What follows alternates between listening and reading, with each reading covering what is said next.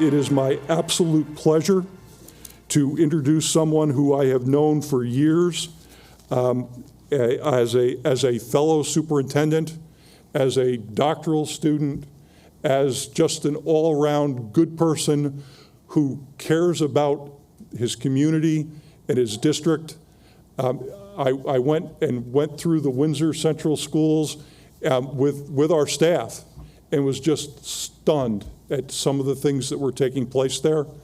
There is no one as committed to his students and his community as our current president. It is my pleasure to introduce to you Dr. Jason Andrews, Superintendent of the Windsor Central School District. Thank you, Chuck. I've never heard you say nice things about me, so I'm a little caught off guard. So pleased to be able to spend some time, excuse me, with all of you today. And how about that band? So, what you don't know, so they're still in the back. There's Bobby at least. So they gave up their homecoming dance to be here with all of you. I get so weird when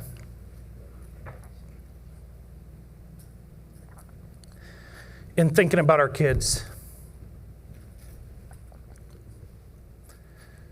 So also Bobby and Chris, they gave up their weekend for all of you, right? So to look at the commitment of people that we have, the names that you saw on the screen, just people giving their lives, and we see that. And for us, we sit here and we clap politely, but what we're really talking about is so much deeper than that. And so I want to thank them again for being here for me.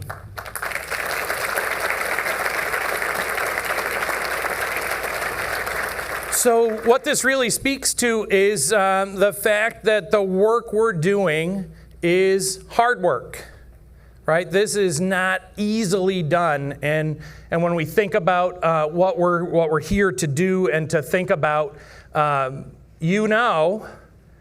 that leadership takes its toll on people, right? You can see that, and we talk a lot about what is the toll of leadership. And I think about, many of you have been in your positions for a long time. This is my 19th year in this position in Windsor. People change over time. In fact, as you think about the toll it takes, this was actually Kevin McGowan at his first NISCUS conference. He was 6'4", and his dancing career was pretty incredible before this time. So when we think about when we think about, Kevin, I cropped you on one of my pictures of me. The toll that this takes and the hard work, sometimes I think that what we can do in these types of settings, though, is almost have either kind of the one-upsmanship of you think you have it bad, or it can feel like there's, misery loves company. We have a hard job and it takes its toll, but when we think about it, a little perspective is helpful too, right? It may be a tough job. There are some others, perhaps, that might be worse, right? Maybe not that much worse, but there are some that may be worse. But as we think about this, not just having the idea of misery loves company, but take a look at the perspective piece that we do important work, but we don't do it in isolation. That we have to have our people like Chris and Bobby, like our students and their perspective. But when you look at the current landscape, it's a really tricky time, right? So read the headlines. do a quick Google search, and what you'll see is across the country, superintendents exiting, right? Over and over and over, long-time superintendents. And we also, when we think about the idea of the headlines, we also see the fact that we've got some really big needs in our schools. Perhaps bigger needs than we've ever had before. Widening achievement gaps, limited opportunities for certain students within our populations. The idea of what's the mental health state of our communities, not just our schools. So mounting pressures, mounting demands, really hard work. It's always been hard. It's always been important, but I would argue that it's perhaps more critical now than ever. And so what do we do about that? And so as we think about what do we need, well, there are some really sort of simple answers, but they're not going to get us there. And what we recognize is that even when people say, we need to change some things, we really need to make some fundamental changes. Well, I can tell you, we've been saying that every year in my 27-year career. Because what that often happens is people will say there needs to be a change, just not for me. And certainly not if I'm expected to lead the change. And so if we're going to start to really live up to the promise of public education, live up to the promise of all, we throw that idea of all around, but it's not going to happen unless the people in this room and in the room downstairs really rise to this challenge. So what is it going to take for us to really get to this piece? Because we certainly can't just expect that we're going to do nothing and then miraculously these bigger and bigger challenges are going to just solve themselves. We also know that no matter what we do, there are going to be people who are going to put up barriers to those changes, that are going to come up with all of the reasons that we can't or even shouldn't live up to the promise of all.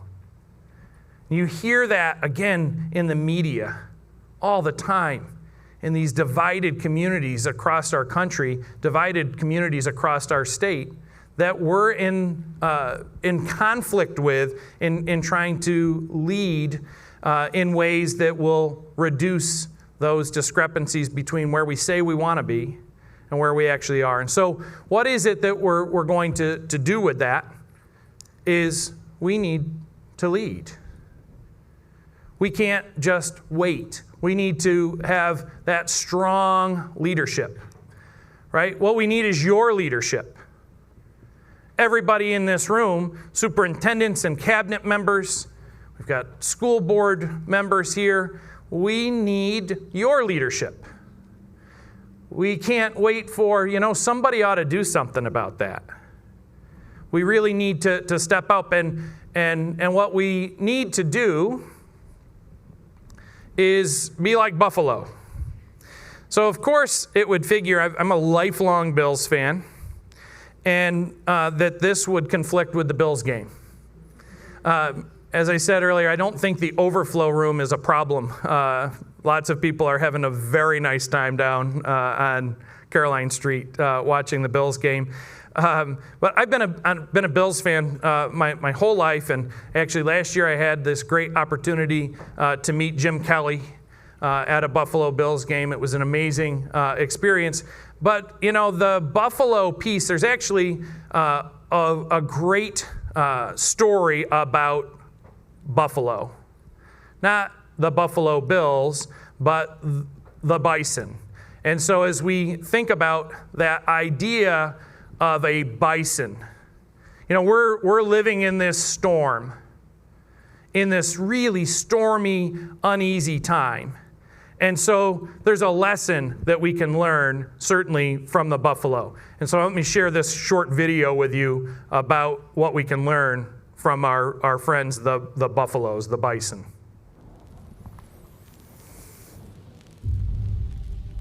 There are a few symbols that represent our past and the American West, quite like the American bison. There's a story that we feel rings true for many of us, a story proven true, handed down from generation to generation, a grand narrative of cows, bison, and storms. The story, centered around one of the most fascinating characteristics of the bison, shows us how they react when the storm is coming. While cows, their close relatives, huddle together and run away from the storm, the bison, in all of its strength and might, takes the storm head on, charging directly into its path. Many times, we find ourselves as the cow in this story, trying with everything in us to put as much distance between us and whatever storms we see on the horizon. By turning and running away, we only prolong our suffering and lengthen our exposure to the elements of the storm, therefore greatly increasing the suffering we endure. The mighty bison has it right. By charging into the storm, facing it head on, it limits the amount of time it takes to weather the storm and how quickly its adversity is overcome. We are all faced by challenges day after day, moment after moment, both personally and professionally, both small and large, from the small and annoying to the earth-shattering gut punch that slaps you right in the face, occurrences that rock us to our very core. This symbolism of the majestic bison heading directly into the storm is an interesting reminder of how we can confront life's obstacles. Don't run. Don't avoid it. Don't hope it goes away. Take it head on. Also, like the mighty bison who is rarely seen alone, we function better with a herd of support around us. Whatever storm you are facing and wherever you find yourself in life, we are in this together. This is family. There's a lot to be learned from that. Don't avoid it. Don't run. But also don't go alone. And that's really, as we think about this important work that we have to do if we're going to be in this storm, then we need not just leadership, we need courageous leadership. We need to be able to challenge what we're doing. We need to do better. So I can tell you, we're working really hard in my district. We haven't reached all yet. We've got to do better. We've got to do more. And it's not about working harder. It's about changing the things that we're doing because we know we need to do better. And so if this idea of being courageous is about taking some risks. And sometimes we become risk adverse because of all of this conflict and these stormy waters. But I would argue we actually have to not just be courageous and take risks.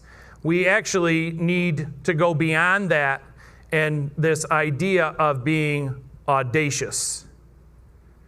When we think about the audacity to lead for all kids, for all staff, bold and daring, showing a willingness to take surprisingly bold risks. Right? That's a pretty high bar. That's what we need to do. We need to do that, though, not as individuals. We need to do that as the herd of bison together. Not having this culture of competition to say, well, how can we be better than our neighbor? But rather, together, how can we get to this idea of being invulnerable to intimidation? Unrestrained by convention. That's really the challenge that we have. And so as we think about our time over the next 3 days, my challenge for you is really to go beyond courageous and to be audacious. You're going to hear from some incredible colleagues tomorrow in our Ignite sessions. There are jam-packed sessions to learn from each other, to really learn about how do we take these incredible risks so that we can meet the promise of all.